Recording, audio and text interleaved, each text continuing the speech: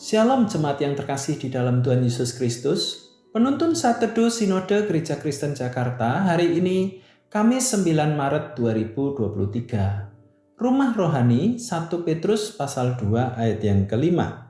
Dan biarlah kamu juga dipergunakan sebagai batu hidup untuk pembangunan suatu rumah rohani bagi suatu imamat kudus untuk mempersembahkan persembahan rohani yang karena Yesus Kristus berkenan kepada Allah.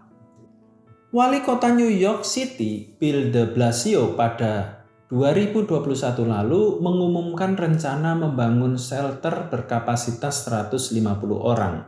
Tetapi banyak orang menilainya sebagai gagasan berbahaya bagi lingkungan. Mengapa?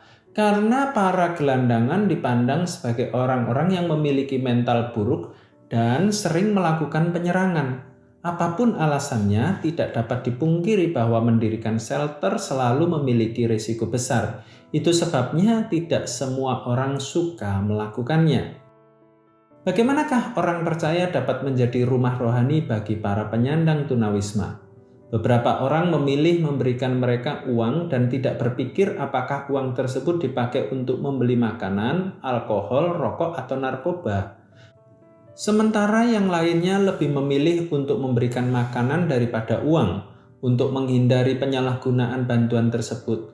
Namun ada juga yang lebih memilih menyumbangkan uang mereka untuk membangun rumah singgah agar mereka dapat berteduh dengan nyaman dan mengurangi kemungkinan orang miskin yang menjadi pengemis dan gelandangan di jalanan. Allah memberi kesempatan bagi orang Kristen untuk membantu orang miskin. Allah juga berjanji untuk memberkati ketika kita melakukannya. Raja Daud pernah menyatakan, "Berbahagialah orang yang memperhatikan orang lemah. Tuhan akan meluputkan dia pada waktu celaka. Tuhan akan melindungi dia dan memelihara nyawanya, sehingga ia disebut berbahagia di bumi. Engkau takkan membiarkan dia dipermainkan musuhnya." Mazmur 41 ayat 1-2. Apa artinya rumah rohani bagi kita?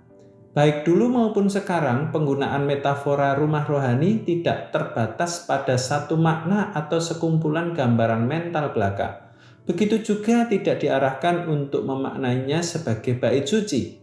Para pembaca pertama memahami krisis sosial yang traumatis yang mereka hadapi. Petrus mendorong mereka untuk secara aktif membantu korban yang tidak berdaya.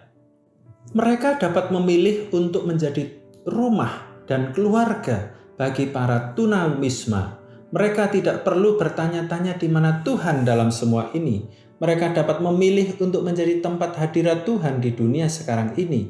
Sudahkah saudara siap menjadi perpanjangan tangan Allah bagi orang-orang miskin dan menjadi rumah rohani bagi mereka? Allah memberi kesempatan bagi orang Kristen untuk membantu orang miskin dan berjanji untuk memberkati ketika kita melakukannya. Selamat beraktivitas, Tuhan Yesus memberkati.